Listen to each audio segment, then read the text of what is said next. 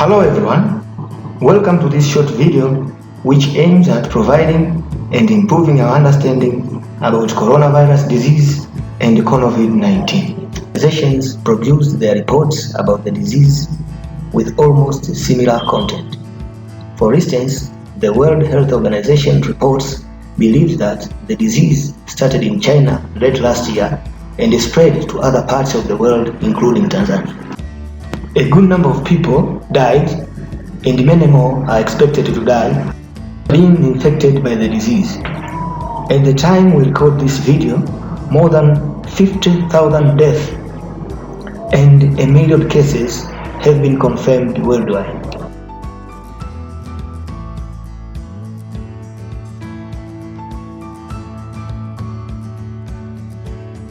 Many organizations produced their reports about the disease with almost similar content. For instance, the World Health Organization's reports believes that the disease started in China late last year and spread to other parts of the world including Tanzania. A good number of people died and many more are expected to die after being infected by this disease.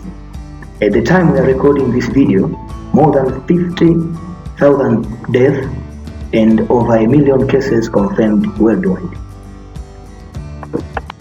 Authorities in East Africa has confirmed the presence of coronavirus disease after the first case being reported in Kenya.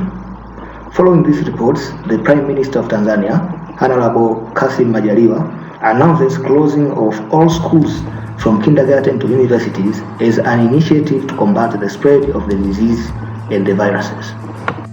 Current Tanzania status to date is confirmed 20 cases and at least 1 death.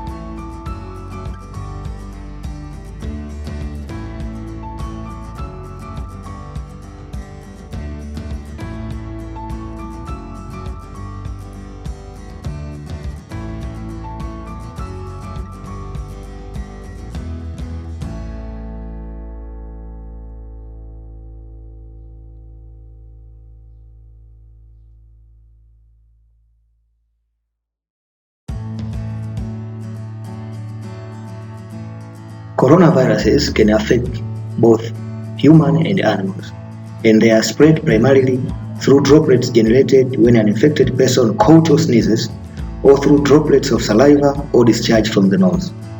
If a person touches infected person droplets and then after touches his or her nose, mouth or eyes, he or she can also be infected.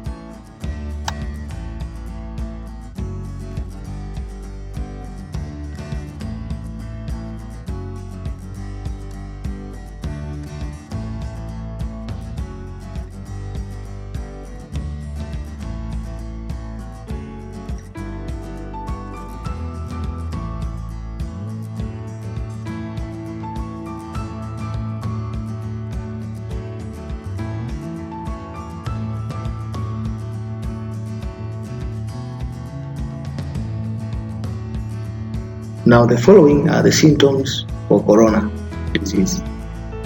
First is high fever. Secondly is difficulty in breathing. Thirdly is tiredness. And lastly, dry coughing. But you don't have to be worried because the reports show that 80% of the infected persons recovered without needing any special medical treatment.